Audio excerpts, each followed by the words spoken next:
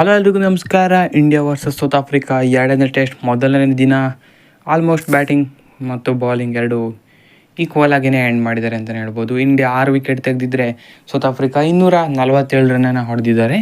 So compare ಮಾಡಿದ್ರೆ ಈ test wicket ಸ್ವಲ್ಪ ಬ್ಯಾಟಿಂಗ್ಗೆ ಅನುಕೂಲ ಆಗಿರೋ ಥರ ಕಾಣ್ತಾ ಇದೆ ಸೌತ್ ಆಫ್ರಿಕಾ ಬ್ಯಾಟಿಂಗ್ ನೋಡ್ತಾ ಇದ್ದರೆ. ಸೊ ಇಂಡಿಯಾ ಕೂಡ ಚೆನ್ನಾಗಿಯೇ ಬೌಲಿಂಗ್ ಮಾಡಿದ್ದಾರೆ, 6 ವಿಕೆಟನ್ನು ತೆಗೆದಿದ್ದಾರೆ. ಸೊ ಸ್ಟಾರ್ಟಿಂಗ್ನಲ್ಲಿ ಟ್ರಬಲ್ ಆಗಿದ್ದರೂ ಕೂಡ ಕೊನೆಯಲ್ಲಿ ಬೇಗ ವಿಕೆಟ್ ತೆಗೆದ್ರು ಇಂಡಿಯಾ ಬೌಲರ್ಸು. ಸೊ ಇವತ್ತಿನ ದಿನ ಏನೇನಾಯಿತು ಸಣ್ಣದಾಗಿ ನೋಡೋಣ ಈ ವಿಡಿಯೋದಲ್ಲಿ. ಅದಕ್ಕೂ ಮೊದಲು ಚಾನಲ್ಗೆ ದಯವಿಟ್ಟು ಸಬ್ಸ್ಕ್ರೈಬ್ ಮಾಡಿ. ಬನ್ನಿ ಹೊಡೆದ ಪಟ ಅಂತ ಸ್ಟಾರ್ಟ್ ಮಾಡೋಣ. ಟಾಸ್ ಗೆದ್ದ ಸೌತ್ ಆಫ್ರಿಕಾ ಮತ್ತೊಮ್ಮೆ ಬ್ಯಾಟಿಂಗನ್ನು ಆಯ್ಕೆ ಮಾಡಿಕೊಂಡ್ರು. ಹೋದ ಮ್ಯಾಚ್ ಥರನೇ ಇವಾಗ ಈ ಮ್ಯಾಚ್ನಲ್ಲೂ ಕಾಟ ಕೊಡೋಣ ಅಂತ ಅವರ ಲೆಕ್ಕಾಚಾರ ಆಗಿತ್ತು ಅನಿಸುತ್ತೆ. ಸೊ ಅದೇ ರೀತಿಯಾಗಿ ಅದ್ಭುತವಾದ ಪಾರ್ಟ್ನರ್ಶಿಪ್ ಬರುತ್ತೆ ಮಾರ್ಕ್ರಮ್ ಮತ್ತು ರಿಕಲ್ಟನ್ ಅವರಿಂದ. So almost lunch first session ಇವರೇ ಆಡಿದ್ರು ಅಂತಲೇ ಹೇಳ್ಬೋದು. 82 ರನ್ಗಳ ಅದ್ಭುತ ಪಾರ್ಟ್ನರ್ಶಿಪ್ ಆಗಿತ್ತು ಇದು. ಇನ್ನೇನು ಟೀ ಕೊಡಬೇಕು, ಒಂದು ಸೆಷನ್ ಮುಗಿಯುತ್ತೆ ಸಕ್ಸಸ್ಫುಲ್ ಆಗಿ ಅನ್ನೋಷ್ಟರಲ್ಲಿ ಮಾರ್ಕ್ರಮ್ ಅವರು ಕೊನೆಯ ಓವರ್ನಲ್ಲಿ ಔಟ್ ಆಗ್ತಾರೆ ಫಸ್ಟ್ ಸೆಷನ್ಗೂ ಮುನ್ನ. ಸೊ ಬೂಮ್ರಾ ಮತ್ತೊಮ್ಮೆ ಸ್ಟ್ರೈಕ್ ಮಾಡ್ತಾರೆ, ಅದ್ಭುತವಾದ ಯಾರ್ಕರ್ ಮುಖಾಂತರ ಮಾರ್ಕ್ರಮ್ ಅವರ ವಿಕೆಟನ್ನು ತೆಗಿತಾರೆ. ಅದಾಗಿ ಒಂದು ಸೆಷನ್ ಮುಗಿದು ಸೆಕೆಂಡ್ ಸೆಷನ್ ಸ್ಟಾರ್ಟ್ ಆಗೋ ಹೊತ್ತಿಗೆ ರಿಕಲ್ಟನ್ ಅವರು ಕೂಡ ಔಟ್ ಆಗ್ತಾರೆ ಕುಲ್ದೀಪ್ ಯಾದವ್ ಅವ್ರಿಗೆ. ಇದರೊಂದಿಗೆ ಬ್ಯಾಕ್ ಟು ಬ್ಯಾಕ್ ವಿಕೆಟ್ ಬೀಳುತ್ತೆ, 82ಕ್ಕೆ 2 ವಿಕೆಟ್ ಕಳೆದುಕೊಳ್ತಾರೆ. ಅದಾದ ಬಳಿಕ ಅದ್ಭುತವಾದ ಪಾರ್ಟ್ನರ್ಶಿಪ್ ಬರುತ್ತೆ ಮತ್ತೊಮ್ಮೆ ಸ್ಟಬ್ಸ್ ಮತ್ತು ಬೌಮಾ ಅವರ ನಡುವೆ. 84 ರನ್ಗಳ ಅದ್ಭುತ ಪಾರ್ಟ್ನರ್ಶಿಪ್ ಆಗಿತ್ತು ಇದು. ಸೊ ಇಬ್ಬರು ಕೂಡ ಕಾಂಟ್ರಿಬ್ಯೂಟ್ ಮಾಡ್ತಾರೆ ಈ ಪಾರ್ಟ್ನರ್ಶಿಪ್ನಲ್ಲಿ. ಸ್ಲೋ ಆಗಿ ನೋಡ್ಕೊಂಡು ಆಡ್ತಾರೆ, ಬೌಲಿಂಗ್ ಕೂಡ ಅಷ್ಟೇ ಸಖತ್ತಾಗಿ ಬೀಳ್ತಾಯಿತ್ತು, ಸ್ಪಿನ್ನರ್ಸು ಸಖತ್ತಾಗಿ ಕೆಲಸ ಮಾಡ್ತಾಯಿದ್ರು.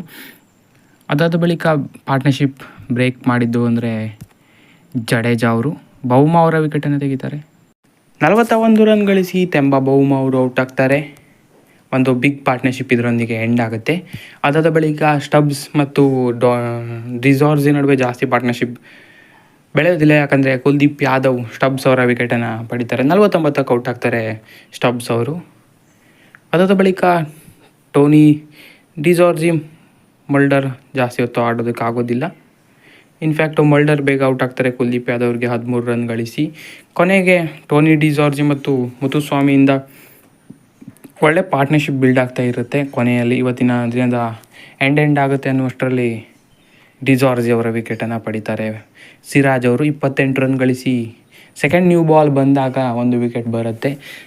ಸೆಕೆಂಡ್ ನ್ಯೂ ಬಾಲ್ ಇವಾಗ ಭಾರತದ ಕೈಯಲ್ಲಿದೆ. ನಾಳೆ ಆದಷ್ಟು ಬೇಗ ಆಲ್ಔಟ್ ಮಾಡೋದಕ್ಕೆ ನೋಡ್ತಿರ್ತಾರೆ. 247ಕ್ಕೆ 6 ವಿಕೆಟ್ ಕಳೆದುಕೊಂಡಿದ್ದಾರೆ. ಸೊ 270 ಕಟ್ ಹಾಕೋದಕ್ಕೆ ಖಂಡಿತವಾಗ್ಲೂ ನೋಡ್ತಾ ಇರ್ತಾರೆ.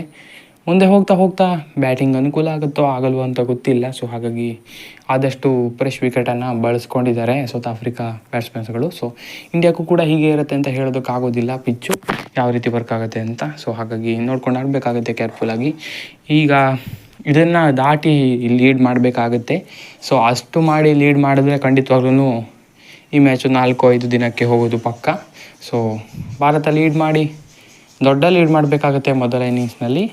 ಸೊ ಲೀಡ್ ಮಾಡಿಕೊಂಡು ಸೆಕೆಂಡ್ ಇನ್ನಿಂಗ್ಸ್ನಲ್ಲಿ ಇನ್ನೂ ಚೆನ್ನಾಗಿ ಬೌಲಿಂಗ್ ಮಾಡಿದ್ರೆ ಖಂಡಿತವಾಗ್ಲೂ ಗೆಲ್ಬೋದು. ಕಂಪೇರ್ ಟು ಫಸ್ಟ್ ಮ್ಯಾಚ್ ಏನಿದೆ, ಅದ್ಭುತವಾದ ಬ್ಯಾಟಿಂಗ್ ಚೆನ್ನಾಗಿ ಬರ್ತಾಯಿದೆ ಈ ಪಂದ್ಯದಲ್ಲಿ. ಸೊ ಹಾಗಾಗಿ ಭಾರತ ಬ್ಯಾಟ್ಸ್ಮನ್ಸ್ ಕೂಡ ಆಡೋದಕ್ಕೆ ಕಾಯ್ತಿರ್ತಾರೆ. ಇನ್ನು ನಾಳೆ 4 ವಿಕೆಟ್ ತೆಗಿಬೇಕು, ನ್ಯೂ ಬಾಲ್ ಕೈಯಲ್ಲಿದೆ. ಸೊ ಹಾಗಾಗಿ ಸಿರಾಜ್ ಮತ್ತು ಬುಮ್ರಾ ಆ ಕೆಲಸವನ್ನು ಪ್ರಾಬಬ್ಲಿ ಮಾಡ್ಬೋದು. ಸೊ ಇವತ್ತಾಗಿರೋದಿಷ್ಟೇ, ನೋಡೋಣ ನಾಳೆ ಏನಾಗುತ್ತೆ ಅಂತ. ಸೊ ಸದ್ಯಕ್ಕಂತೂ ಈಕ್ವಲ್ ಆಗಿದೆ ಅಂತಲೇ ಹೇಳ್ಬೋದು. ಸೌತ್ ಆಫ್ರಿಕಾ ಇಂಡಿಯಾ ಇಬ್ಬರು ಕೂಡ ಡಾಮಿನೇಟ್ ಮಾಡಿದ್ದಾರೆ ಇವತ್ತು. ಸೊ ನೋಡೋಣ ನಾಳೆ ಏನಾಗುತ್ತೆ ಅಂತ. ಇದಾಗಿದೆ ವಿಡಿಯೋ. ಹೆಚ್ಚಿನ ವಿಡಿಯೋ ಆಗಿದೆ, ಸಬ್ಸ್ಕ್ರೈಬ್ ಮಾಡಿ. Thank you.